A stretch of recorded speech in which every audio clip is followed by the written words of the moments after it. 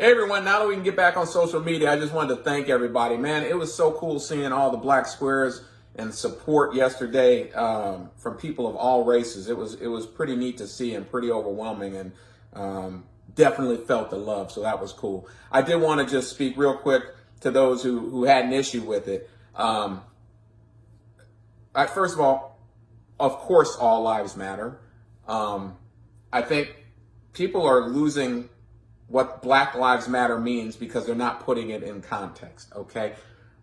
In context of police brutality, brothers and sisters dying, systemic racism, things of that nature, where black people, their lives have not been looked at as equal, Black Lives Matter.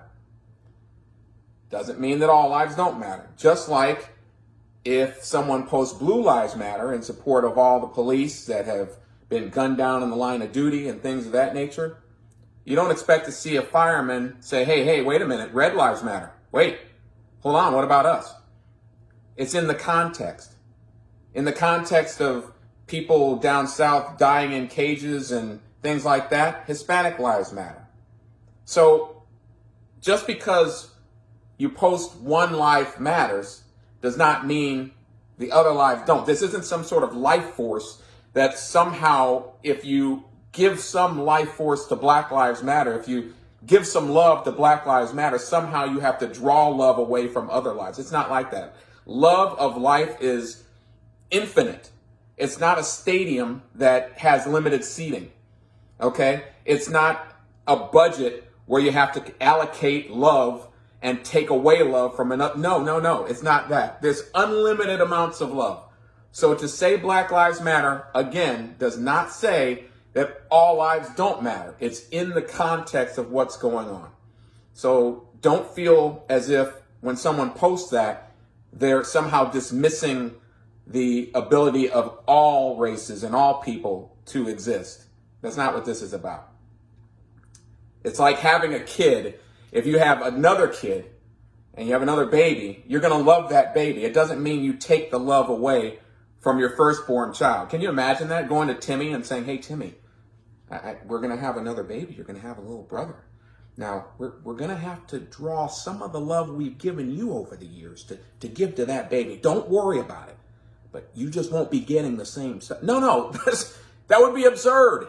You can love two kids the same way. You can love your parents the same way. You don't, just because you give love to someone else doesn't mean you have to take it away. That's the point of Black Lives Matter. And then lastly, white privilege. I think a lot of people are getting angry at the idea of white privilege. I've had someone tell me even white privilege does not exist. And people are thinking we're trying to guilt you. We want you to admit that you're responsible for all the ills of the black community. That's not it. That's not it at all.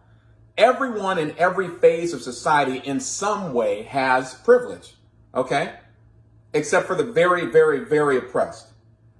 That'd be like me saying, and I can freely admit, that if people in a lower income, people who were homeless, people who were in poverty, started a hashtag that said middle class privilege, and they said, you know, you'll never know what it's like to go hungry in a night, or have to live in a car, or have to go to school and worry about getting shot on the way home, or things like that, I freely admit I have middle class privilege. I have it. In that context, I have middle class privilege because I lived life without having to worry about the same things that those people did. Now, does that mean I feel guilty about it? No, I'm not. I have nothing to do with it.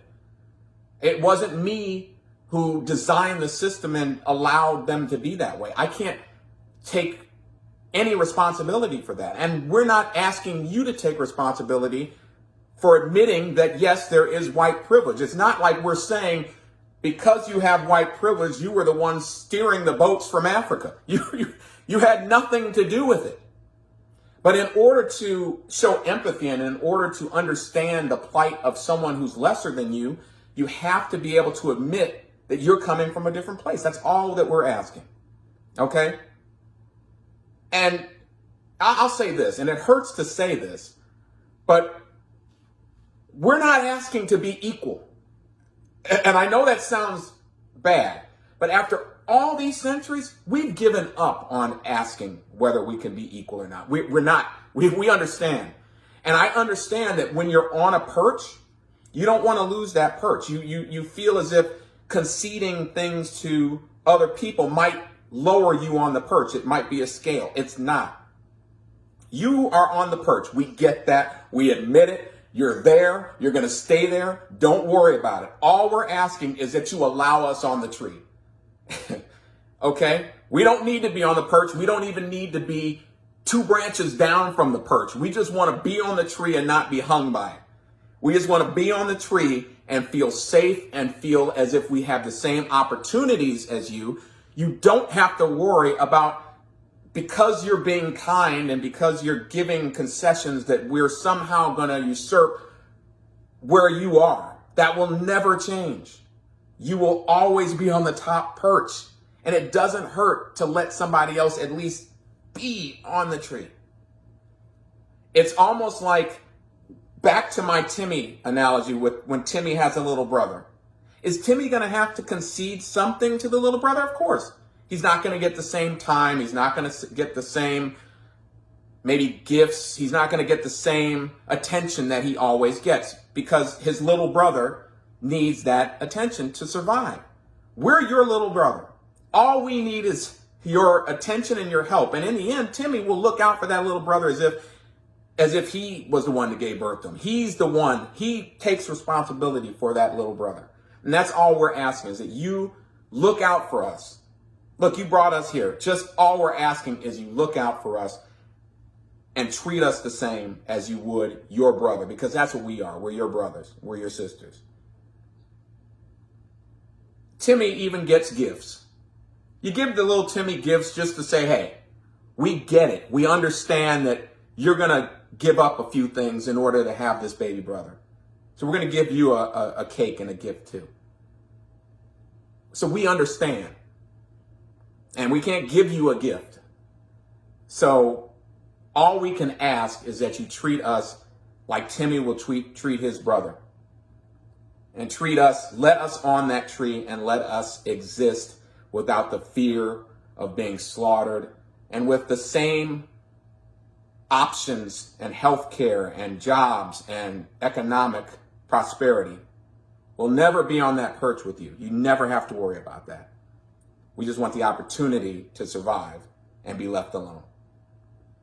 So let's hope now, with these 3 officers being charged today, that things can sort of return back to normal on the streets, but we now have to move into that other conversation of how we change this and not allow this to happen again. And it starts with you letting us on that tree. So thank you. And thank everybody for all the great images I've seen the last few days. Have a good day. Stay safe.